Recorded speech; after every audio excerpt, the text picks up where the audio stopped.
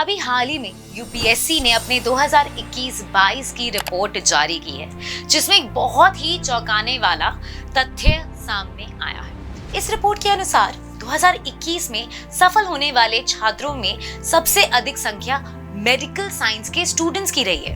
अब तक ये माना जाता था कि यूपीएससी में सफल होने के लिए आर्ट्स या मानविकी की पढ़ाई करना बेहतर होगा, लेकिन इस रिपोर्ट ने इन सारे मिथों को तोड़कर रख दिया है। तो क्या है इन आंकड़ों का मतलब, आइए जानते हैं आज के वीडियो में। नमस्कार, स्वागत है आपका प्रभात एग्जाम के यूट्यूब चैनल पर। ये एक ऐसा प्लेटफॉर्म है जहां आपको मिलती है सभी कॉम्पिटिटिव एग्जाम से जुड़ी महत्वपूर्ण जानकारियां, जो आपको किसी भी एग्जाम में सफल होने में काफी मदद कर सकती है।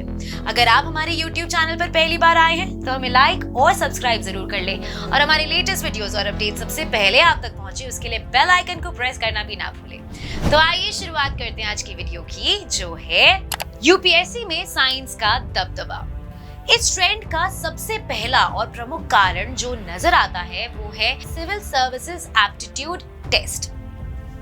इसे यूपीएससी ने 2011 में लागू किया है, जिसकी वजह से साइंस के विद्यार्थियों का इस तरफ रुझान बढ़ा है। 2011 में इसे लागू करने से पहले आईएएएस की परीक्षा कोठारी कमीशन की रिपोर्ट के आधार पर करवाई जाती रही थी। इसके तहत जनरल स्टडी का पेपर 150 नंबर का और ऑप्शनल सब्जेक्ट का पेपर 300 नंबर का था।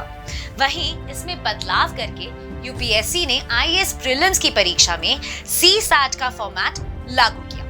इसका लक्ष्य उम्मीदवार की logical reasoning, analytical ability, English language का स्किल टेस्ट करना होता था।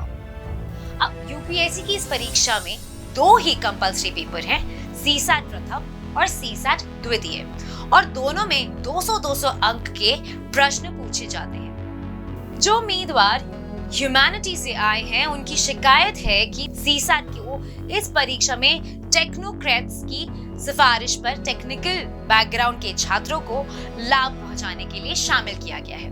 सीसैट का सारा ढांचा जीमैट, कैट, एक्सएटी और एमबीए एंट्रेंस टेस्ट के आधार पर तैयार किया गया है, जिसके कारण ही जो स्टूडेंट साइंस बैकग्राउंड से आए हैं उनके चयन का प्रतिशत एकदम से बढ़ गया है।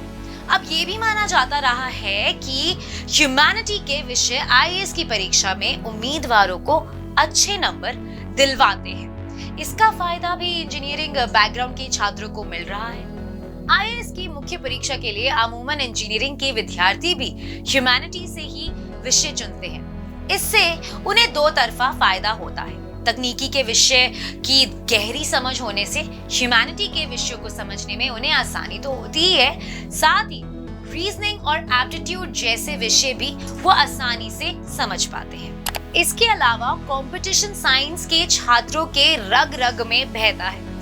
वो ग्रेजुएशन में भी कॉम्पिटिटिव एग्जाम देकर ही पहुंचते हैं। उन्हें इस तरह की परीक्षाओं का पूरा अनुभव होता है। इनमें से कई सारे एम्स और आईआईटी जैसे संस्थानों से निकले हुए होते हैं। अच्छे कॉलेजों में भी एंट्रेंस एग्जाम होते हैं, इसीलिए ये छात्र कंपटीशन के लिए हर समय तैयार रहते हैं। वहीं दूसरी ओर ह्यूमैनिटीज में मेरिट के आधार पर प्रवेश हो जाता है। इन छात्रों का कॉम्पिटिटिव एग्जाम देने का कोई खास अनुभव नहीं होता है, इसीलिए वो उनकी टेक्निक भी नहीं पकड़ पाते हैं। साथ ही साइंस के छात्रों का नजरिया एकदम पिन पॉइंट और गोल बेस्ड होता है, इसीलिए वो परीक्षा की तैयारी को भी वैज्ञानिक तरीके से करते हैं। साफ शब्दों में कहा जा सकता है कि वो सिलेबस और परीक्षा के पैटर्न को बेहतर तरीके से समझने में सफल होते हैं। साइंस स्टूडेंट ज्यादा एक्यूरेट जवाब दे पाते हैं। दूसरी ओर ह्यूमैनिटी के स्टूडेंट का दृष्टिकोण ज्यादा एनालिटिकल होता है।